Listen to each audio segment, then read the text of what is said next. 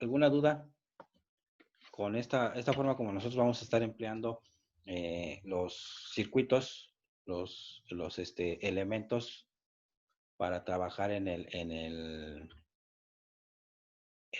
simulador, ¿no? No, ninguna. ¿No? ¿Segura? Bueno, vamos a ver cómo lo implementaríamos. Bueno, les voy a compartir ahorita una diapositiva. Vamos a platicar sobre los componentes del PLC y ahorita vamos a tratar de simular uno de estos componentes con el Proteus y ver cómo trabajaríamos para poder echar a andar estos circuititos, ¿no? Ok, bien.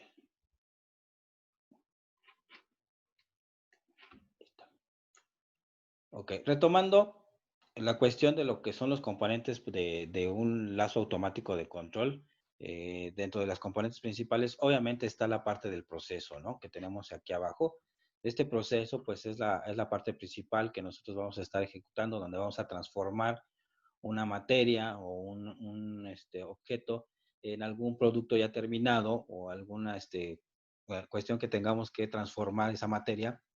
Y durante ese proceso, pues vamos a tener ciertas actividades, ¿no?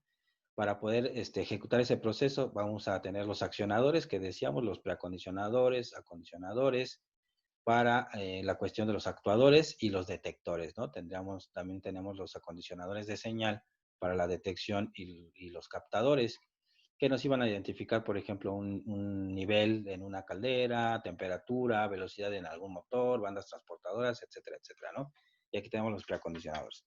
Esto dentro de la cuestión de planta y de lazo abierto. Y una vez que lo estamos metiendo a un elemento, a un mando, vamos a tener este sistema de control retroalimentado y este lazo nos va a permitir estar monitoreando estas actividades de forma automática. Dentro de este mismo lazo vamos a tener la retroalimentación de información, elementos de salida de información, como van a ser, por ejemplo, algunas pantallas. En algunos casos los procesos tenemos pantallas touch, en las cual podemos estar variando algunos parámetros dentro del lazo de control, del lazo de la automatización. El operador como tal, pues monitoreando esos elementos, esas alarmas, y si tuviera que hacer algunos ajustes dentro de cuestiones de niveles o velocidades, que muchas veces tiene que ver más con la cuestión de producción que con la cuestión de control, ya que el sistema automático tiene considerado esos niveles ya determinados. Por ejemplo, si vamos a estar controlando la temperatura de una caldera que dentro de una área de producción, pues obviamente ya se establece esa temperatura y el sistema de control se encarga de estar regulando, de estar gestionando el combustible, de estar gestionando la apertura de esas válvulas para el quemador. Una vez que se llega a la temperatura, estar disminuyendo esa apertura en el combustible, etcétera, etcétera. O si estamos hablando, por ejemplo, de una velocidad en un mezclador, igual, de estar regulando la cantidad de energía que va a llegar a los motores, estar monitoreando la velocidad que tiene ese motor y estar variándola para poder estar dentro de un rango de operación. Cuando este operador tiene que modificar esos parámetros, obedece más que nada a cuestiones de producción, es decir, tal vez si tengamos que corregir dentro del proceso que tenga que ser una temperatura un poco mayor, en lugar de 30 grados, 31, 32, pues simplemente hace las correcciones dentro del panel de control y obviamente dentro del proceso automatizado ajusta lo necesario para poderlo trabajar. Bien. Dentro de estos sistemas de control de este mando que conocemos, el más común, pues lo que veníamos diciendo es el PLC, por muchas cuestiones desde el punto de vista industriales y de la robustez que nos va a permitir aplicar estos tipos de lazos de control. En este caso, la automata programable, como se le conoce también comúnmente, o los PLCs, son dispositivos programables orientados a implementar funciones lógicas y secuenciales conectados a un proceso. Pero de aquí, ¿qué más tenemos que destacar? Bueno, lo que hay que destacar son cada uno de los componentes que integran este PLC, ¿no? Muchos de estos elementos son modulares porque los podemos intercambiar. No necesariamente vamos a encontrar, bueno, lo que son la mayoría de los ya industriales más robustos, bien modulares, porque tenemos la ventaja de que si llegamos a tener alguna falla, por ejemplo, en las entradas de señales analógicas, o el módulo de salidas o algunos temporizadores, etcétera, podemos cambiar ese módulo sin necesidad de cambiar toda la unidad central o de deshacernos de todo el PLC si es que todavía sirven algunas entradas, ¿no? Se sustituye estos módulos. Bien.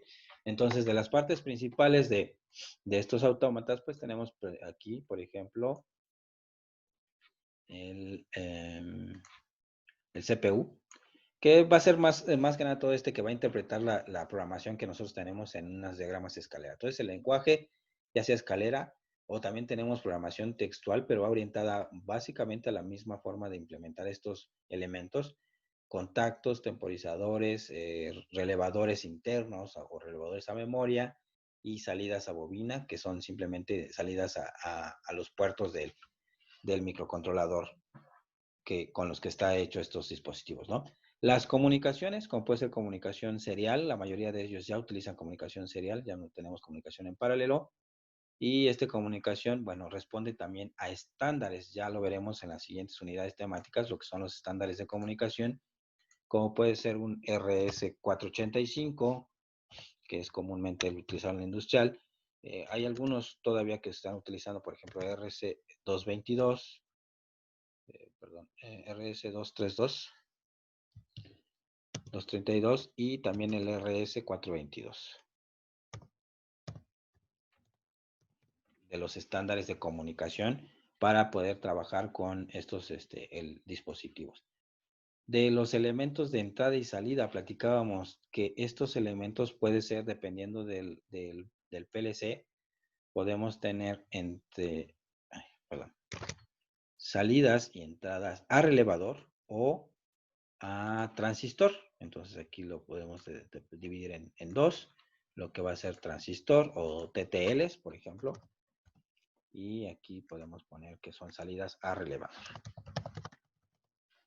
De los más estables o comunes son de los de relevadores, aunque esta cuestión todavía, por tener la situación mecánica de estar cerrando sus interruptores, sus contactos, tenemos desgaste y tenemos una mayor, digamos, durabilidad en cuestión con los TTLs, pero ambos tienen ventajas y desventajas, ¿no? Por ejemplo, dentro de las ventajas de estos, que son más robustos, y si llegáramos a tener algún regreso de corriente a estas terminales, no se ven tan afectados estas terminales de entrada y salida con relevadores, porque tienen su etapa de aislamiento hacia la CPU.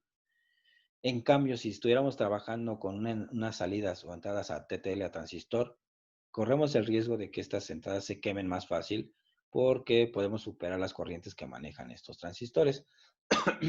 Entonces, esa es una de las ventajas del relevador con respecto a TTL.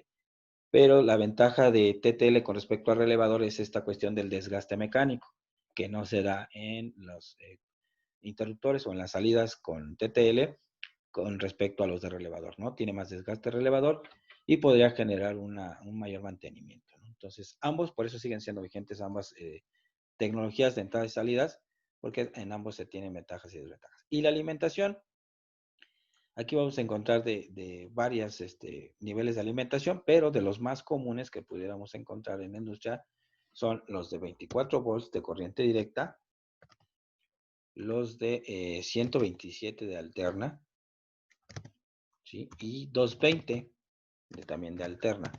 Esto pues porque ya la cuestión desde el punto de vista industrial se ha tenido una mayor aceptación el estar haciendo las conversiones de estos dispositivos que estén manejando 127 para eliminar lo que van a ser el uso de las fuentes de alimentación, que en algunos casos llegan a ser pues algo costosas y pues sí estorbosas en algunos casos. En el caso del PLC, pues independientemente de qué tipo de alimentación estemos utilizando, internamente vamos a tener una fuente de alimentación para distribuir la energía a lo que va a ser el CPU, las comunicaciones, las tarjetas de entrada y salida, porque pues todos estos dispositivos funcionan con circuitos, con microprocesador, con microcontroladores, y ellos trabajan a voltajes más bajos. Ok, entonces, esto es así a grandes rasgos la parte del CPU, del PLC, los componentes principales, ¿no? Aquí pues, tenemos un esquema muy general de esos componentes. Podemos encontrar, por ejemplo, la brida de antitracción. Este es simplemente para poder hacer las conexiones en el caso de tierras o de conmutación de las entradas y salidas. Aquí tenemos, por ejemplo, el puenteo que se tiene para la alimentación de todos los módulos. Hay algunos que se hacen por detrás en estos rieles, riel que se le conoce como riel DIN, que responde a una norma europea, en específico una norma alemana. Este es el riel que se utiliza. Por lo general también en el PLC aquí podemos observar esta perillita. Tenemos diferentes modos de operación. Los principales son tres, que es el modo programación, modo ejecución, que es completamente el programa que ya nosotros simulamos aquí en el LD micro, ejecutarlo directamente sobre el PLC, y el modo paso a paso, ¿no? Donde se va ejecutando una instrucción por instrucción y vamos haciendo o vamos viendo la secuencia cómo responde de acuerdo a los interruptores que nosotros necesitemos ir cambiando, ¿no? Bueno, esos son modos de ejecución. La alimentación, algunos módulos de entrada y salida, por ejemplo aquí, es muy común hacer referencia a estos elementos de entrada y salida, no como puertos como se acostumbra a hacer con los microcontroladores o como con los microprocesadores, las salidas a puertos, sino como a los bytes, que pues, realmente en realidad se está haciendo referencia al puerto, pero estamos haciendo nombrar cada una de estas salidas. Vean aquí, por ejemplo, E0.1 se está refiriendo, por ejemplo, a la entrada del byte 0, la terminal 1, del byte 0, la terminal 2 y así sucesivamente, ¿no? O los analógicos, por ejemplo, al byte 4, la entrada 0. Básicamente, así como les decía, cuando estamos haciendo referencia a las salidas con el diagrama en escalera, por ejemplo, cuando tenemos la salida bobina que tenemos aquí con el simbolito y el nombre que le asignamos, cuando le asignamos una terminal a esta bobina, en realidad lo que estamos haciendo, ay, no se movió, ahí está. En realidad lo que estamos haciendo es determinando cuál de estos pines va a ser por donde voy a yo mandar esta señal a otros elementos, ¿no? Y también se puede hacer esta programación textual. Permítame. Ok. ¿Qué más? Bueno, vamos a tener nuestro software para poderlo programar, el cable con el que vamos a descargar, en fin. Pero de forma general, los componentes, déjenme pasarlo rápido hasta allá. Aquí está, este es el que me interesa. Tenemos aquí su fuente de alimentación, lo que les decía, tenemos de 220, 230 o incluso algunas veces trabaja con 127, algunas otras trabajan con fuente de 24 volts, pero aún así esta fuente lo que hace es suministrar la corriente al módulo central, al CPU, y estos módulos trabajan con 5 volts, ¿no? Entonces se tiene que acondicionar esa señal de alimentación y poder trabajar estos módulos. Y dirán, bueno, entonces, ¿por qué se trabaja con 24 volts y terminaremos trabajando con 5 internamente? Porque con 5 volts no es suficiente para poder generar la corriente y la diferencia de potencial necesaria para hacer que los relevadores de los contactos conmuten. Entonces, en muchas de las ocasiones, estos contactores que se utilizaban en la lógica cableada se siguen ocupando en algunos casos para activados por el módulo del PLC, y necesitamos una mayor corriente y mayor voltaje. Por eso es que se utiliza de 24 volts hacia arriba, ¿no? Ya cuando estamos hablando de 127, 230 es porque las bobinas de esos contactos están diseñadas pues para trabajar directamente con la alimentación de línea. Entonces se hace esa adecuación, tenemos el CPU, módulo de entradas y salidas, que dependiendo del módulo de entradas que tengamos, pues va a ser también los bytes que está haciendo referencia, y de los puertos. Ahorita, a ver si me da tiempo de, ¿cómo se llama? De presentarles cómo lo trabajaríamos con el microcontrolador, y dependiendo de los puertos que tenga, pues van a ser los bytes de entrada o de salida que podamos asignar. Modos de salida, dice, dentro de los sensores podemos tener sensores digitales, interruptores, sensores de proximidad. Dentro de del módulo de salidas podemos conectar lo que son los actuadores, válvulas neumáticas, lámparas indicadoras, las lámparas piloto, o algunos otros elementos como motores que les decía, pero con sus acondicionamientos preacondicionamientos de actuador. Módulos de entradas y salidas analógicas, que aunque aquí ahorita no los hemos visto, estos PLCs también tienen la capacidad de poder hacer una conversión, una adquisición de datos para asignar un valor en digital y hacer comparaciones con valores de referencia, y en función de eso tomar decisiones de si activar o desactivar alguna terminal. Y módulos especiales como los contadores, las comunicaciones mismas que vamos a tener con otros PLCs o con algunas otras máquinas, podemos mantenerlo aquí. De hecho, en el simulador en LD Micro tenemos ahí algunas instrucciones que tenían que ver con la comunicación serial, la generación de PWM, por ejemplo, para regular la velocidad de un motor, o módulos PID, que ya son controladores ya integrados con lógicas, con circuitos para poder controlar una variable que esté dentro de un rango de operación con técnicas proporcional integral derivativas. Estos módulos especiales se pueden ir agregando, no todos los PLCs tienen estos módulos especiales, se le pueden ir agregando y también no todos los PLCs tienen la capacidad de tener expansión, como se le conoce, ¿no? Tarjetas de expansión, pero los módulos principales con los que sí debe de contar son hasta aquí, ¿no? Módulos de entrada y salidas digitales, el CPU, la fuente, y en algunos casos necesitaríamos las comunicaciones aparte. Y vean, todos van conectados a nuestro riel RIN, para armar un solo rack, y en algunos casos este mismo riel proporciona los buses de alimentación de energía y de comunicaciones, ¿no? Por ejemplo, esta que tiene la fuente aquí, que además de dar energía a cada uno de estos componentes, puede derivar alimentación a un par de líneas que están aquí atrás para que lleguemos y nos conectemos con otros módulos con conexión rápida, real DIN, para tomar esa energía a los siguientes módulos. Y esto también nos da la oportunidad de hacer buses de campo, que se le conoce. Ya platicaremos en la siguiente unidad de eso. Ok. Entonces me regreso aquí y retomando la parte de las ventajas y desventajas, vamos a platicar un poquito de ellas, ¿no? Dice, los PLCs fueron inventados en respuesta a las necesidades de la automatización de la industria automotriz norteamericana, esto por los ingenieros estadounidenses, específicamente por Dick Morley. En 1969, el primer controlador programable entró al mercado en la industria automotriz, fue la empresa Bedford Associates, quien lo propuso en un sistema al que llamó Modular Digital Controller y que posteriormente se llamó la empresa Modicon, una de las empresas insignia emblemáticas en la fabricación de PLCs, ¿no? También desarrolló muchos protocolos de comunicación, incluso ya muchos de sus protocolos ya fueron liberados y, digámoslo así, tomados como base para desarrollos más avanzados, ¿no? 1974-1975, el desarrollo de los microprocesadores incrementó este poder de los PLCs, lo cual le ayudó a tener operaciones aritméticas, manipulación de datos, unidades de programación con CRTs o chips de tiempo real que se le conocen. Estos son, digamos, temporizadores que tienen una mayor precisión para poder generar señales más exactas y también llevar cuestiones de cronometrar funciones dentro de los procesos, ¿no?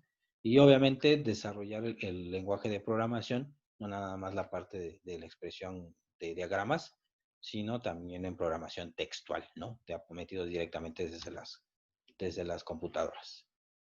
La habilidad de comunicación entre estos dispositivos, que son los PLCs, apareció entre el año de 1973 y el primer sistema que lo hacía fue el Modbus. De hecho, este protocolo Modbus es muy común todavía en la industria, ¿no? Lo que es este Modbus nos permite hacer una comunicación entre diferentes PLCs manejando diferentes estructuras, como lo puede ser la estructura maestro-esclavo o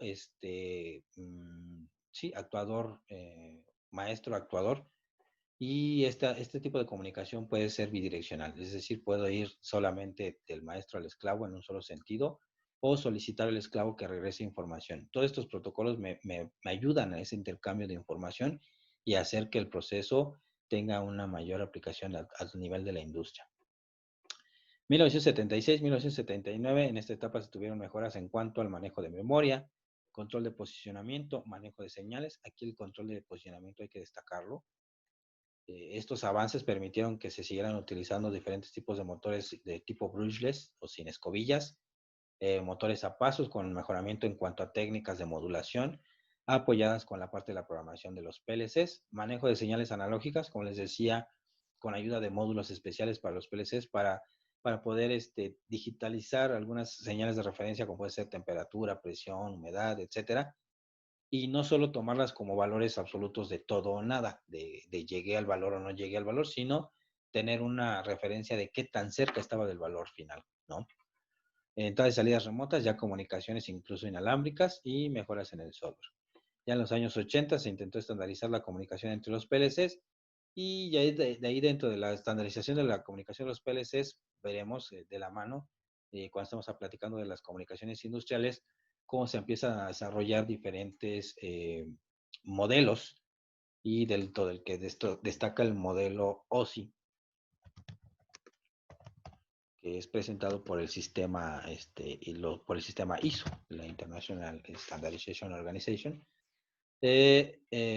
para poder hacer que estos elementos, como se empieza a popularizar toda esta cuestión de los PLCs, empiezan a salir muchos fabricantes, muchas propuestas, y se necesita ahora empezar a homologar todos estos desarrollos para que pueda haber una interconectividad entre ellos, ¿no? Entonces, ahí también en los años 80 se empieza a ver esa estandarización, ¿no? Empiezan a surgir estas cuestiones. En los años 90 se introdujeron nuevos protocolos y se mejoraron algunos anteriores. El estándar, el JEC, el 1131.3, intentó combinar los lenguajes de programación de los PLC en un solo estándar internacional y del cual se basó en la cuestión de la programación con diagramas escalera y con la cuestión textual, la traducción de esos diagramas escalera a la parte textual. Uy, no me quiero cambiar, ahí está. Okay, hoy en día los PLCs no solo controlan la lógica de funcionamiento de máquinas, plantas y procesos industriales, sino que también pueden realizar operaciones aritméticas, manejar señales analógicas para realizar estrategias de control, y estas estrategias de control pueden ser tales como los controladores proporcional, integrales y derivativos. No sé si ahorita están llevando algo ya sobre técnicas de control, no sé si han visto control óptimo, control robusto, no sé si las han platicado. ¿Ya vieron cuestiones de modelado de sistemas? ¿Yarin? No, no, profesor. ¿Todavía Que no? ¿Todavía no ven recuerde. eso? No te recordé. Ok, bueno, ya platicaremos. Si no, nosotros tenemos que ver un poquito, más adelante platicaré un poquito más a detalle de lo que va a ser el control PID y la función de cada uno de estos elementos. Bueno, en este caso ya estos elementos, estos PLCs ya tienen la capacidad de poder integrar estas técnicas de control para asegurar una mejor operación dentro del proceso. Los PLCs actuales pueden comunicarse con otros controladores y computadoras en redes de área local y son una parte fundamental de los modernos sistemas de control distribuido. Al final de cuentas, todo esto de esta automatización evoluciona a un grado tal que podemos tener controlada toda la planta dentro del proceso desde un solo punto de distribución, y esto es gracias a la cuestión de las comunicaciones industriales y la distribución de estos controladores a través de toda la planta y el intercambio de información entre ellos, ¿no? Este intercambio, pues gracias a los protocolos que se van desarrollando y se van implementando poco a poco, que ya platicaremos más adelante. Ok, entonces, ¿qué realiza un PLC? ¿Qué funciones vinieron a mejorar y a reemplazar? Bueno, reemplazar sistemas de control hechos a base de la lógica cableada, reemplazar timers y contadores electromecánicos, ahora lo podemos tener ya con cuestiones de chips de tiempo real, realizar operaciones de comparación, cosa que no podemos hacer hasta cierto grado con la lógica cableada. Teníamos contadores, teníamos algunas cuestiones de detector de eventos, pero era muy complejo implementar algún comparador todavía con lógica cableada. Operaciones matemáticas complejas, igual, hacer los sumadores, semisumadores, ya en este caso con el PLC lo podemos hacer. Reemplaza controladores analógicos, realiza diagnósticos de fallas, puede realizar autodiagnósticos del hardware, realizar manejo de información, monitoreo y supervisión de procesos y control de alarmas, ¿no? Estar teniendo una gestión de todas estas luces piloto y de todos estos contactos que se pueden estar activando y desactivando dentro de un proceso. Perdón. Ok. Estas ventajas del uso de este dispositivo que vamos a encontrar, bueno, un menor tiempo empleado en la elaboración del proyecto debido a que no es necesario dibujar el esquema de contactos, lo podemos plasmar, conceptualizar de forma general e irlo grabando, en este caso en nuestro simulador, como lo vimos aquí, y empezar a hacer la simulación, ver cómo se comporta cada uno de los componentes, ¿no? O sea, no es necesario simplificar las ecuaciones lógicas. Esto es muy importante, dice, ya que por lo general la capacidad de almacenamiento de los módulos de memoria son suficientemente grandes. Digo, es importante porque, bueno, hay veces que sí, dices, bueno, la principal intención de hacer la reducción, de simplificar todas esas funciones, era no implementar tantos contactores, tantos relevadores, porque representaba también costos y espacios, ¿no? Pero tampoco porque tengamos una cuestión ilimitada en cuanto a memoria, quiere decir que vamos a estar utilizando a diestra y siniestra contactos y relevadores. Eso también habla mucho del programador, ¿no?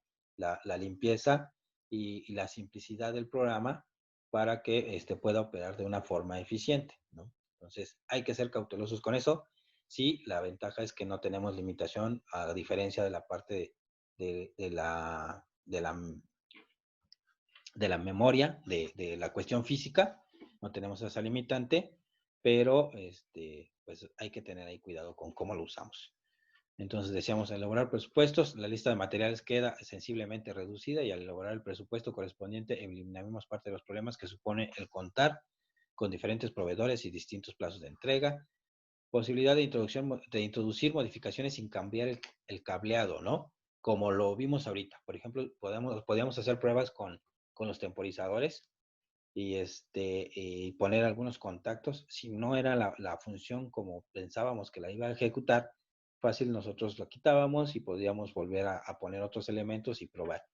Que si lo estuviéramos haciendo con la lógica cableada, pues eso representa quitar el componente, desconectar, ver un nuevo cableado, jalar más líneas de alimentación para volverlo a conectar, ¿no? En fin. Mínimo espacio de ocupación, pues obviamente aquí estamos simplificando muchos elementos físicos, como eran los contactores, con la cuestión de los procesadores. Menor coste de mano de obra de instalación, economía de mantenimiento, y dice que además aumenta la fiabilidad del sistema al eliminar los contactos móviles, lo mismo que les decía en cuanto al uso de las relevadores a TTL o a transistor o a relevador, aunque, bueno, algunas situaciones se opta todavía por tener salidas a relevador porque es un mayor manejo de tensión para los válvulas, por ejemplo, para las electroválvulas. Posibilidad de gobernar varias máquinas con un mismo autómata, menor tiempo para la puesta en funcionamiento del proceso que dará como resultado reducir el tiempo. Y finalmente, si por alguna razón la máquina queda fuera de servicio, el autómata sigue siendo útil para otra máquina o sistemas de producción. Ahora sí que desechamos la máquina si es que ya no tiene reparación, pero el PLC podría seguir siéndonos de utilidad para otra implementación, otro trabajo. Inconvenientes, bueno, pues como inconveniente podrían hablar del primer lugar de que la falta de un programador lo que obliga a adiestrar a uno de los técnicos de tal sentido. Aquí es lo que vamos a destacar es que necesitamos tener la experiencia necesaria para no estar teniendo muchos ensayos, muchas pruebas y errores y de tener conocimiento bien del comportamiento de estos PLCs, ¿no? Tanto de la programación, del lenguaje que se utilice, como de las capacidades de manejo de corrientes, activación de las válvulas y demás, ¿no? Pero al final, eso nos va a convertirse en algunas otras ventajas. Al principio es una desventaja porque tenemos que tener ese personal altamente calificado, ¿no? Y dice que el coste inicial también puede ser un inconveniente, se incrementa, pero a la larga es la amortización de esa inversión, la podemos ver reflejada en el uso de menos dispositivos con menor mantenimiento y que nos podría introducir menos fallas, ¿no? Ok, entonces aquí dentro de estos vemos cómo vamos evolucionando en cuanto a la implementación y también se siguen utilizando aquí en la implementación con los PLCs. Vamos desde el uso de los contactores, los temporizadores, como les decía, aquí los vamos a tener electromecánicos. Empezamos a tener los primeros módulos lógicos o los primeros PLCs muy compactos y sencillos, vean, limitados en cuanto a entradas y salidas. Por ejemplo, vean, estas son mis salidas y estas son mis entradas. Estaban limitadas, ¿no? Módulos PLC ya más grande, micro PLC o PLCs ya modulares, como era lo que les estaba yo mencionando. Entonces, esto, la idea es implementarlo y que podamos tener incluso comunicación con algunos otros elementos, ¿no? Para poder dar paso a las comunicaciones entre estos sistemas y a las redes industriales que se conocen. Vean, aquí se alcanza a percibir este elemento que encerré. Ese es un terminal con un conector RC232 para una comunicación serial con otros elementos. Algunos otros, en específico los PLCs, que son los principales que se van a comunicar, tienen este poder de intercambiar esta información y va a depender del estándar que estén utilizando, ¿no? Estaba tratando de ver aquí. Aquí está, esta tapita que tiene ahí, ese es para el puerto de comunicación, pero tiene una comunicación RJ45 porque trabaja con comunicación con un protocolo Ethernet. Es muy parecido el estándar RJ45 como a la roseta que tenemos en nuestros modems en la parte de atrás. Y no se alcanza a ver, pero supongo que debe de ser también una conexión tipo RS485. Bien, ¿hasta aquí alguna duda? ¿Algún comentario en cuanto a la cuestión de los PLCs? ¿Cómo los vamos a simular algunos circuitos? Quedará pendiente, yo creo, la siguiente sesión, que hagamos una implementación de los circuitos que ya vimos, como lo programamos aquí en el simulador, en el LD Micro, pero que los llevemos a, pues digo, voy a ponerlo así entre comillas, a la cuestión más práctica.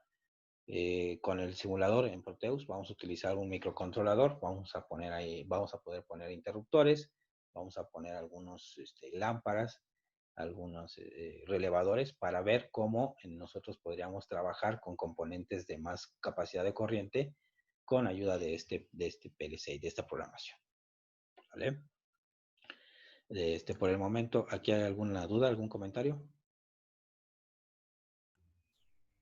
No, profesor. ¿Todo bien? Sí, todo bien. Ok, Rocío dice que no, Nora dice que no, ¿alguien más? ¿Todo bien? ¿Seguros?